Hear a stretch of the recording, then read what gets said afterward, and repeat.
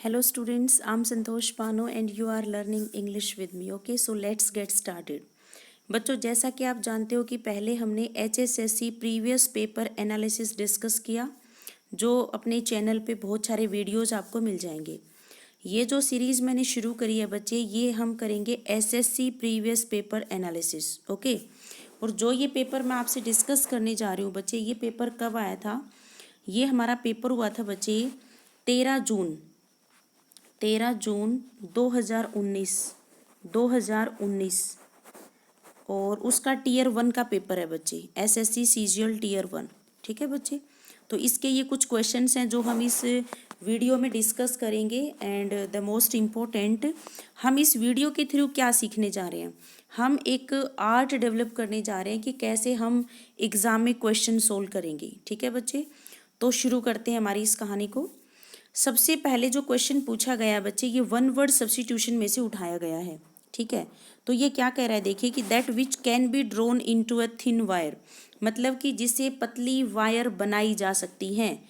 तो सबसे पहला जो ऑप्शन है बच्चे, मैं एलिमिनेट कर देती हूँ क्योंकि यहाँ पर ब्रिटल लिखा हुआ है। ब्रिटल का मतलब होता है इजीली ब्रोकन, जिसको बहुत आसानी से तोड़ा जा सकता है। That is fragile also. ठीक है, फ्लेक्सिबल होता है जो लचीला है, हमें लचीले की बात नहीं करनी। स्मूथ भी मैं एलिमिनेट कर देती हूँ। तो आपकी जो करेक्ट चॉइस यहाँ पर होगी बच्चे, that will be option, that is ductile, यानी कि जिससे जैसे कि तांबे के पतले पतले तार बनाए जाते हैं, तो जो तार बनाने का जो पैटर्न है जिससे तार बनाए जा सकते हैं, दैट विल बी डक्टाइल। तो आई होप कि आपको क्लियर हो गया होगा। आगे बढ़ लेते हैं नेक्स्ट क्वेश्चन की तरफ। Select the word which means the same as the group of words given. As it is आपका जो क्वेश्चन है बच्चे, ये वन वर्ड सब्स्टिट्यूशन से उठाया गया है। तो जैसा आपको दिख रहा है कि टू अनइम्पोर्टेंट टू कंसीडर, जरूरत से ज्यादा। टू का मतलब यहाँ पर क्या है? जरूरत से ज्यादा, यानी कि more than required. Unimportant to consider मतलब कोई ऐसी चीज जो बिल्कुल नाम मात्र की है, जिसके ऊपर ज्यादा ध्यान देने की जरूरत नहीं है, दैट इज अनइम्पोर्टेंट। तो बच्चों डिमिन्यूटिव नहीं हो सकता। डिमिन्यूटिव को मैं इसलिए एलिमिनेट कर रही हूँ बच्चे यहाँ से, क्योंकि डिमिन्यूटिव का मतलब होता है जो बिल्कुल धीरे चल रहा है, स्लो है जो। नथिंग का मतलब कुछ चीज़ है ही नहीं, नोटिसेबल भी नहीं हो सकता। जो चीज़ अनइम्पोर्टेंट है वो नोटिसेबल कभी नहीं हो सकती। इसलिए यहाँ पर आपकी करेक्ट चॉइस हो जाती है बच्चे बी, यानी कि ट्रिवियल, नाम मात्र का। तो that is too unimportant to consider. तो ये चीज़ आपको ध्यान रखनी है बच्चे। अगर यहाँ पर ये अनइम्पोर्टेंट ना होता, इम्पोर्टेंट होता, तो बच्चों नोटिसेबल आता। ये छोटी छोटी बातें आपको पेपर में जरूर ध्यान में रखनी है कि अनइम्पोर्टेंट लिखा है या इम्पोर्टेंट लिखा है, क्योंकि नोटिसेबल वो होगा जिसको नोटिस किया जाए। बट ध्यान देने की जरूरत क्या है, अनइम्पोर्टेंट लिखा हुआ था, इसलिए हमने यहाँ पर इसको एलिमिनेट किया, नोटिसेबल को। And our correct choice is B. तो आई होप कि आपको क्लियर हुआ होगा।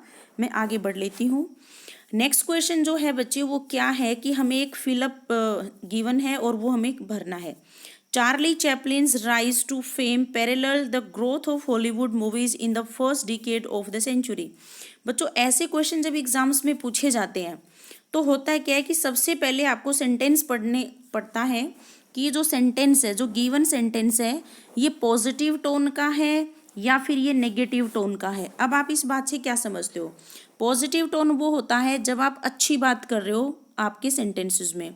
नेगेटिव टोन का मतलब है कि कहीं ना कहीं नेगेटिविटी की बात हो रही है, कि कुछ चीज़ें कम हो रही हैं, जैसे अनएम्प्लॉयमेंट है। ठीक है, लेकिन अगर आप डेवलपमेंट की बात कर रहे हो तो ये पॉजिटिव टोन है। इससे बेनिफिट क्या होगा?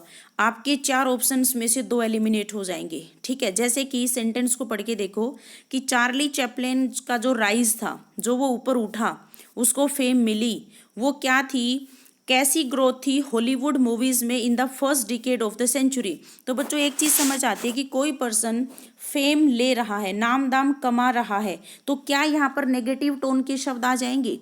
नेगेटिव टोन के शब्द बच्चों यहाँ पर 2 दिख रहे हैं, ए और सी। मैं दोनों को एलिमिनेट कर दूंगी, क्योंकि जब किसी पर्सन की फेम बढ़ेगी तो वो डिलेड ग्रोथ कभी नहीं हो सकती।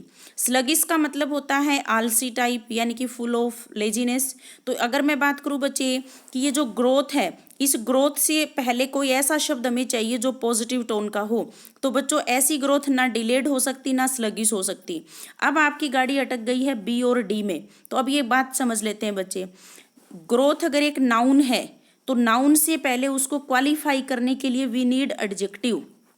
पार्ट ऑफ स्पीच में हमें किसकी जरूरत है? एडजेक्टिव की। एडजेक्टिव की पहचान क्या है बच्चे?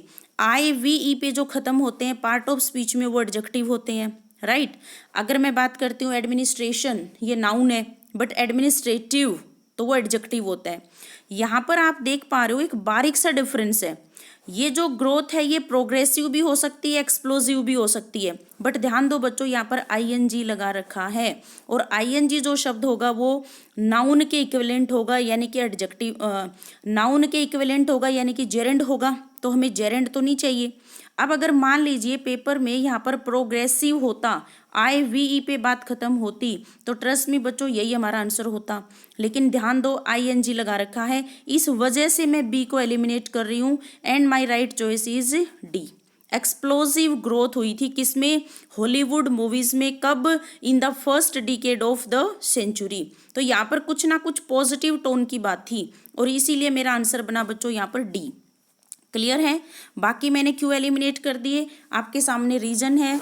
आप चाहो तो इस वीडियो को 2 बार देख लो, ताकि फायदा क्या होगा कि ये पॉइंट आपका क्लियर हो जाएगा। आई होप कि आपको क्लियर हुआ।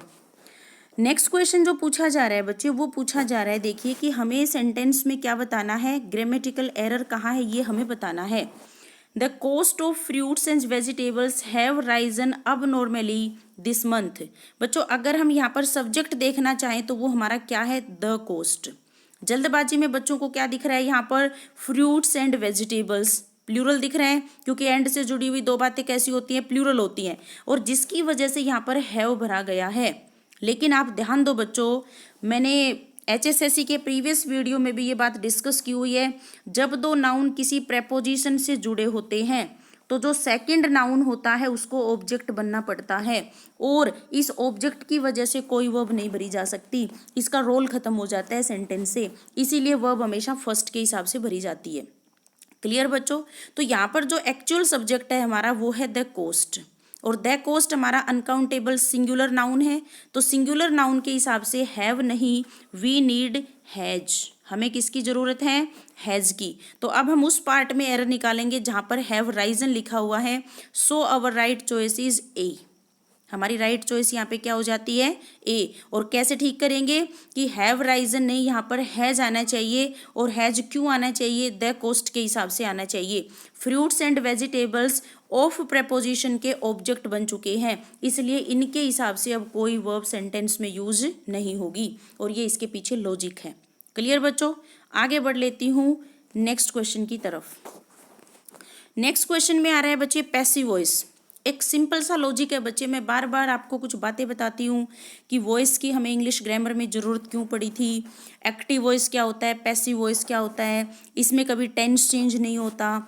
अगर कोई नया बच्चा इस वीडियो को देख रहा है तो मेरे चैनल पे वॉइस का जो पूरा चैप्टर है उसके 12-13 वीडियोज़ आपको मिल जाएंगे, जहाँ पर प्रैक्टिकल बातें की गई हैं कि ये एक्टिव वॉइस है या पैसिव वॉइस है। तो अभी इस वीडियो में मैं आपको डिटेल में नहीं बता सकती, बट एक छोटा सा पॉइंट माइंड में रखना है हमेशा, that is no change in tense. आप वॉइस जब चेंज करते हो तो हम कभी भी टेंस में बदलाव नहीं करते, क्योंकि हम एक्शन का मोड चेंज करते हैं।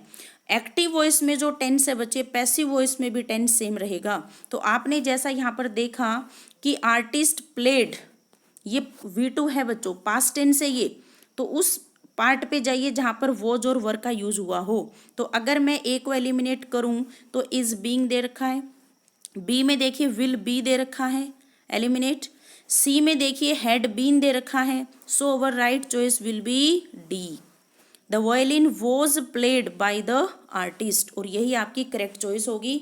तो कोई बच्चा अगर, फिर भी मैं एक बार फिर से कह रही हूँ आपको, अगर कोई नया बच्चा है तो चैप्टर देख लो बच्चों, क्योंकि वॉइस आपकी लाइफ का पार्ट है। जहाँ भी मार्केट्स में आप जितनी जगह भी दुकानों के आगे नाम लिखा देखते हो कि हमारे यहाँ पर मिठाइयाँ बेची जाती हैं। Okay, next question is given below are 4 jumbled sentences. Jumbled sentences का मतलब होता है कि जो डिसऑर्डर में है आपको अरेंज करने हैं, जिसको तुम कई बार बच्चे बोलते हैं कि ये PQRS का क्वेश्चन है, तो एज इट इज़ ये वही है बच्चों। तो अब ये देखिए यहाँ पर हम क्या काम करेंगे। सबसे पहले हमें ये देखना है कि किसी नाउन को इंट्रोड्यूस कहाँ किया जा रहा है। तो सबसे पहले देखिए बच्चे कि इस सेंटेंस को अगर हम ध्यान से देखें तो इट्स वैल्यू इट से सेंटेंस की शुरुआत हुई है, इसका मतलब किसकी वैल्यू, ये तो हमें पता ही नहीं, किस चीज़ को इंट्रोड्यूस किया गया ये तो हमारे पास है ही नहीं। तो ए यहाँ पर मैं क्या कर देती हूँ, एलिमिनेट कर देती हूँ, ए हमारा सही चॉइस नहीं हो सकती। नेक्स्ट हमारा आ रहा है बच्चे क्या कि बी, तो बी किसी ऑप्शन में भी नहीं है। अब हम क्या करेंगे, how emotional should one get about money and it's value. यहाँ पर कोई ना कोई इंट्रोडक्टरी पार्ट है, बट एक बार छोड़ देते हैं। Money on its own has no value until you have some use for it. अगर हम यहाँ पर बात करें बच्चे, तो इट किसके लिए यूज हुआ, इस सेंटेंस में इट किसके लिए यूज हुआ ये हमारा क्लियर नहीं हुआ, तो डी भी हमारा फर्स्ट नहीं हो सकता। अब हमारी गाड़ी अटक गई है बच्चों कि सी से बी भी शुरू हो रहा है और सी से सी भी शुरू हो रहा है, सी हमारी राइट चॉइस है। अब हम यहाँ पर देखेंगे तो सी के बाद ए आएगा या सी के बाद बी आएगा, ये हमें डिसाइड करना होगा। तो देखो एक बार कि how emotional should one get about money and it's value. सबसे पहले बच्चों क्वेश्चन किया जाएगा, और क्वेश्चन का ही आप क्या करते हो, हमेशा रिप्लाई करते हो। तो क्वेश्चन हमारा खत्म हुआ यहाँ पे। अब इसी क्वेश्चन की बात हो रही है कि सच क्वेश्चंस ऑफन बैफल यू। तो इससे सीधा सा हमें पता लगा कि कहीं ना कहीं जो लिंक है वो सी और बी के बीच में है, सी और ए के बीच में नहीं है। क्योंकि सबसे पहले आप किसी क्वेश्चन करते हो, उसके बाद ही आप क्या करते हो, आंसर करते हो। सबसे पहले सी पार्ट में क्वेश्चन है, और क्वेश्चन दूसरा शब्द हमारा कहाँ पे यूज हुआ, सच क्वेश्चन। कैसे क्वेश्चन, ये वाले क्वेश्चन कि how emotional should one get about money. तो बच्चों जो मैंडेटरी पेयर हमारा बना वो बना सी के बाद बी। एक बार नेक्स्ट भी पढ़ लेते हैं। Money on its own has no value until you have some use for it. और उसके बाद कह रहा है कि इट्स वैल्यू, ये इट्स यूज हुआ बच्चे फिर मनी के लिए, कि is link to what it is being used for. Use की बात पहले डी पार्ट में हुई है, उसके बाद ए में हुई है, इसलिए आपकी राइट चॉइस हो जाती है C B D A. Okay बच्चों, तो यहाँ पर डी बी ए सी नहीं हो सकता था, तो आपकी यहाँ पर करेक्ट चॉइस बनी सी, उसके बाद बी, बी के बाद आपका डी और डी के बाद आपका ए, और ये आपकी करेक्ट चॉइस है। पैराजम्बल्स की हमारी कुछ शॉर्ट ट्रिक्स होती हैं जिनको हमें अप्लाई करना होता है, तो इस तरीके से हम कर सकते हैं। आगे बढ़ लेते हैं। Next question, we now have an ex minister in the running from our constituency for the post of member of parliament. हमारा कोई एक्स मिनिस्टर है जो इन द रनिंग का क्या मतलब होता है कि जो कॉन्स्टिट्यूएंसी के जो मेंबर ऑफ पार्लियामेंट की पोस्ट के लिए क्या कर रहे हैं, कॉन्टेस्ट कर रहे हैं जी, वो क्या कर रहे हैं, मैदान में उतरे हैं। ठीक है बच्चों, तो यहाँ पर बच्चों मैं क्या करती हूँ, ए को एलिमिनेट कर दूँ, जॉगिंग एवरीडे नहीं हो सकता, गिविंग स्पीचेज एवरीडे ये नहीं हो सकता लॉजिक हमारा, टीचिंग योगा भी नहीं हो सकता, इसलिए आपकी राइट चॉइस हो जाती है कॉन्टेस्टिंग द सीट। ठीक है, और किस पोस्ट के लिए, post of member of parliament. तो ये आपको इस तरीके से करना था। नेक्स्ट क्वेश्चन आ रहा है बच्चे, select the most appropriate synonym of the given word.